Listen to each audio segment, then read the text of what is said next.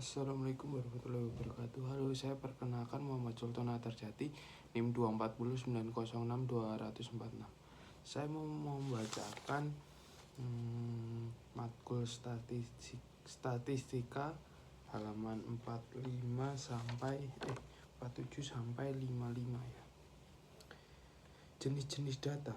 Klarifikasi data berdasarkan sumber yang digunakan ditinjau dari sumbernya. Data penelitian dapat dibagi dua jenis, yaitu data primer. Data primer adalah data informasi yang diperoleh tangan pertama yang dikumpulkan secara langsung dari sumbernya. Data primer ini adalah data paling asli dalam karakter dan tidak mengalami perlakuan statistik apapun. Untuk mendapatkan data primer, penelitian harus mengumpulkan secara langsung melalui teknik observasi, wawancara, diskusi terfokus, dan penyebaran kuesioner. B. Data sekunder. Data sekunder adalah informasi tangan kedua yang dikumpulkan oleh beberapa orang organisasi untuk tujuan tertentu dan tersedia untuk berbagai penelitian. Data sekunder tersebut tidak murni dalam karakter dan telah menjalani treatment setidaknya satu kali. Contoh data sekunder adalah data yang diperoleh dari Biro Pusat Statistik, BPS, buku laporan, jurnal, dan lain-lain. 2. Klasifikasi data berdasarkan jenis penelitian. Ditinjau dari jenis penelitian, data dapat dikelompokkan menjadi dua, yaitu data kualitatif. Data kualitatif adalah data yang berbentuk angka seperti teks, gambar, narasi, artefak, transkrip, dan lain-lain. Diperoleh melalui wawancara, dalam observasi, analisis dokumen, dan diskusi terfokus. Data kuantitatif. Data kualitatif adalah data berupa angka hasil dari suatu pengukuran, observasi, dan membilang yang dianalisis menggunakan metode statistik untuk memperoleh kecenderungan prediksi, sehingga dapat ditampilkan menjadi dua jenis, yaitu pertama data diskrit yang terdiri dari data nominal dan ordinal, dan kedua data kontinu yang terdiri dari data interval dan rasio. Data diskrit. Data nominal adalah data yang hasil suatu pengelompokan berdasarkan kategori-kategori tertentu. Data nominal umumnya berupa angka kuantitatif. Perbedaan kategori yang dihasilkan hanya merupakan perbedaan kualitatif, sehingga operasi matematika seperti penjumlahan, pengurangan, perkalian, pembagian, dan lain-lain. Data ordinal adalah data kuantitatif yang sifatnya lebih tinggi daripada data nominal sebab memiliki urutan yang pasti berdasarkan kategori tertentu. Namun, belum bisa dilakukan operasi matematika seperti penjumlahan, pengurangan, perkalian, pembagian, dan lain-lain. Tingkat pendidikan yang disusun dalam urutan sebagai berikut: sarjana, diploma, sekolah menengah atas, sekolah menengah pertama, sekolah dasar, taman kanak-kanak. Data kontinu. Data interval. Data interval adalah data kuantitatif yang memiliki sifat-sifat ukuran ordinal dan nominal ditambah satu sifat lain, yaitu memiliki jarak yang sama dari ciri atau sifat objek yang diukur.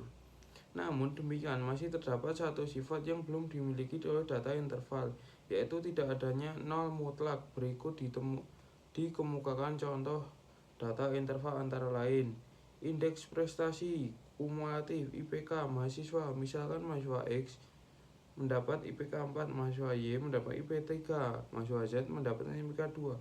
Kita dapat menganalisis bahwa beda IPK mahasiswa X dengan Z 4:2, yaitu 2, atau beda IPK mahasiswa Y dengan Y 3 kurang 2 sama dengan 1. Karena tidak memiliki nol mutlak, maka tidak bisa disimpulkan bahwa mahasiswa X prestasinya 2 kali lebih baik daripada prestasi Y, atau mahasiswa Y prestasinya 1 kali lebih baik daripada prestasi mahasiswa Z. Ukuran intelijen, kuanti atau kecerdasan intelektual dinyatakan dalam bentuk skala interval, diantaranya skala mahasiswa, skala Wechsler, dan skala Stanford-Binet. Kedua skala tersebut menggunakan interval yang berbeda, artinya tidak memiliki acuan mutlak dan tidak memiliki nol mutlak. Contoh Klasifikasi skala Stanford-Binet 140-169 very superior, 120-139 superior, 110-119 break normal, high average 90-109 average rata-rata. Ukuran sikap atau intensitas perilaku merupakan data interval yang diperoleh dari konsekuener. Terdapat beberapa skala yang digunakan pada konsekuener di antara skala Touchstone, Likert, Boko, Social Distance Scale, Semantic Differential, Goodman Scaling, dan lain-lain.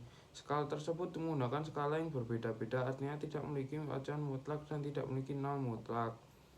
Data rasio adalah kuantitatif yang memiliki sifat-sifat ukuran nominal, ordinal, dan interval satu sifat lain.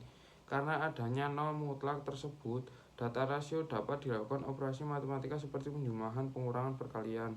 Satuan panjang dalam sistem internasional SI adalah meter. Satuan meter tersebut memiliki standar, artinya memiliki angka nol mutlak. Contoh, jika suatu benda memiliki satuan 0 meter, artinya benda tersebut secara nyata tidak memiliki panjang, sehingga satuan meter dapat dilakukan seluruh operasi matematika seperti penjumlahan, pengurangan, perkalian, pembagian, pemangkatan, dan lain-lain. Satuan massa dalam sistem internasional SI adalah kilogram. Satuan kilogram sudah memiliki standar, artinya memiliki angka nol mutlak. Contoh, jika suatu benda tidak memiliki massa, sedangkan benda memiliki satuan massa 100 kg, artinya benda tersebut memiliki massa 10 kali lebih besar. Sehingga satuan massa dapat diberlakukan seluruh operasi matematika seperti penjumlahan, pengurangan, perkalian, pembagian, pemangkatan, dan lain-lain.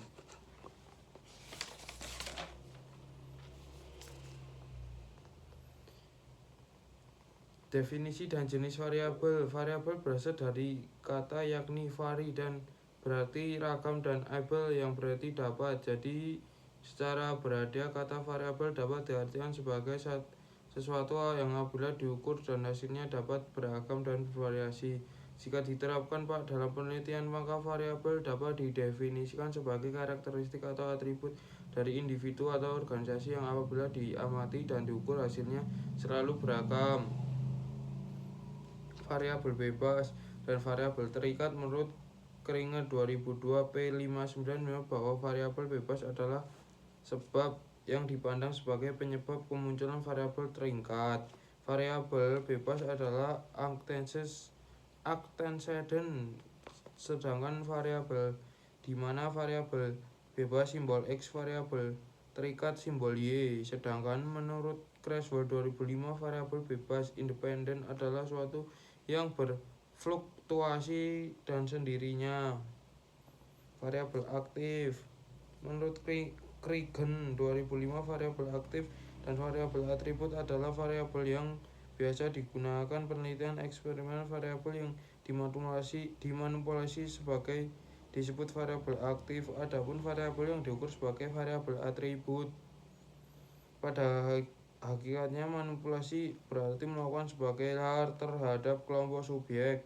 Kalau seorang peneliti melakukan suatu hal terhadap satu kelompok, misalnya memberikan penguatan positif untuk jenis perlakuan tertentu dan melakukan hal berbeda terhadap kelompok lain. Bila seorang guru menggunakan metode pembelajaran berbeda dan memberikan penghargaan kepada subjek-subjek dalam tahapan kecemasan dengan instruksi-instruksi yang meresahkan, maka guru tersebut secara aktif memanipulasi pada variabel-variabel seperti metode penguatan kecemasan. Individu manusia dibentuk oleh lingkungan keturunan dan lingkungan situasional lainnya. Misalnya organisasi, lembaga, kelompok, populasi, rumah, kawasan-kawasan geografis semuanya mempunyai atribut. Perbedaan variabel menjadi atribut yang bersifat umum dan luas, akan tetapi kita lihat bahwa variabel tertentu merupakan atribut karena kodratnya, misalnya IQ, gender, bakat, kepribadian, dan lain-lain. Kita dapat mengukur kecemasan subjek. Hal ini kecemasan merupakan atribut, akan tetapi kita juga dapat memanipulasi kecemasan. Sedangkan pada subjek-subjek yang termasuk kelompok lain dibesarkan akan akan bekerja sebaik-baiknya dan tetap santai. Hasil tes ini tidak penting sama sekali tidak mempengaruhi masa depan mereka. Variabel sebenarnya kita tidak menganggap bahwa kecemasan yang diukur atribut sama persis kecemasan dimanipulasi aktif. Kita tidak boleh mengasumsi bahwa keduanya sama-sama kecemasan dalam arti luas tapi tidak persis sama. Variabel kontinu. Variabel kontinu adalah variabel yang datanya bentuk angka bilangan yang diperoleh berdasarkan hasil pengukuran. Arti definisi ialah pertama, nilai-nilai variabel kontinu mencerminkan tidaknya suatu urutan peringkat. Nilai-nilai suatu variabel kontinu mencerminkan suatu urutan peringkat rank order. Nilai lebih besar untuk variabel berarti mengandung sifat lebih tinggi dibandingkan dengan variabel dengan nilai yang lebih rendah. Misalnya, nilai yang diperoleh suatu skala untuk mengukur ketergantungan dengan kadar yang berbeda-beda, yakni mulai dari tinggi, menengah, sedang, sampai rendah.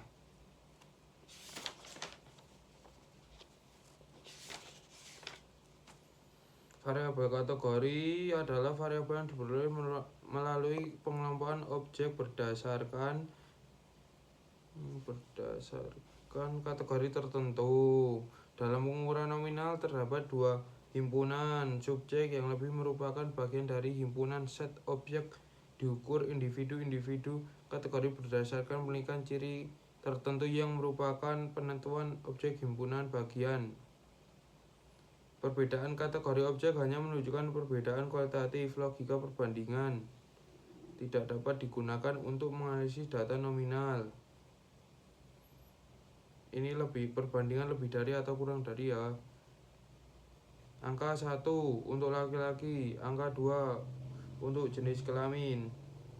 Karena laki-laki tidak memiliki makna lebih besar daripada perempuan.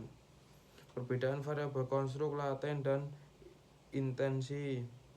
Berkonstruk adalah hal-hal yang tak termati, non-observable, sedangkan variabel jika didefinisikan secara opsional adalah hal yang teramati. Variabel laten merupakan Kaliger 2005. Variabel laten adalah suatu entitas yang tidak teramati dibuka kecerdasan atau inteligensi.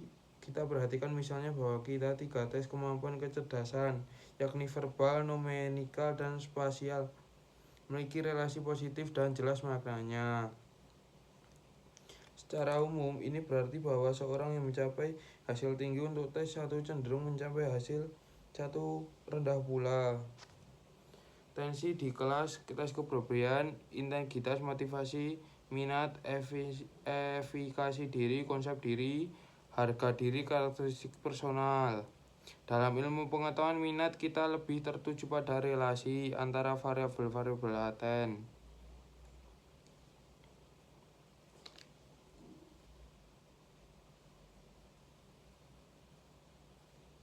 Ketika kita mengemukan sebuah teori, artinya kita sedang menemukan relasi-relasi sistematika antara variabel-variabel laten.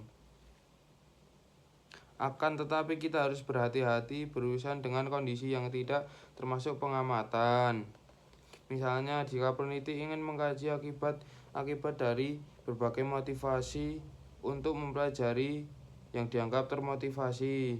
Misal, penelitian menilai apakah orang termotivasi dan tidak hanya mengamati orang tersebut memilih motivasi, pun peneliti harus mengadakan pengukuran terhadap manipulasinya. Disusunlah konstruk untuk mendefinisikan suatu yang diduga terhadap dari individu, yakni mendorong individu berlaku secara tertentu. Misalnya coretan di kertas, ucapan, gerak isyarat yang bermakna. Kemudian buat invensi mengenai karakteristik yang dipadukan atau disebut dengan variabel laten. Variabel intensi adalah istilah yang dibuat untuk menunjukkan pada proses psikolog yang bersifat internal dan tidak teramati. Ia tidak dapat dilihat, didengar, diraba, ia hanya disimpulkan dari perilaku. Misalnya permusuhan disimpulkan dari tindak-tindak yang dianggap dimusuhi atau tidak agresif. Kecemasan disimpulkan dari skor tes responsif kulit, detak jantung, manipulasi eksperimen tertentu. Istilah lain digunakan untuk konstruk hipotensi kendali. Demikian tampil sebagai ungkapan yang lebih umum dan luas kemungkinan penerapan ketimbang variabel Menurut pandangan Kliger 2005, variabel laten merupakan istilah yang lebih mengena karena generasi tes dan karena sekarang terbuka kemungkinan untuk memperkirakan atau menghitung akibat variabel laten yang satu terhadap variabel laten yang lain terhadap apa yang disebut variabel manifest atau observasi. Assalamualaikum warahmatullahi wabarakatuh.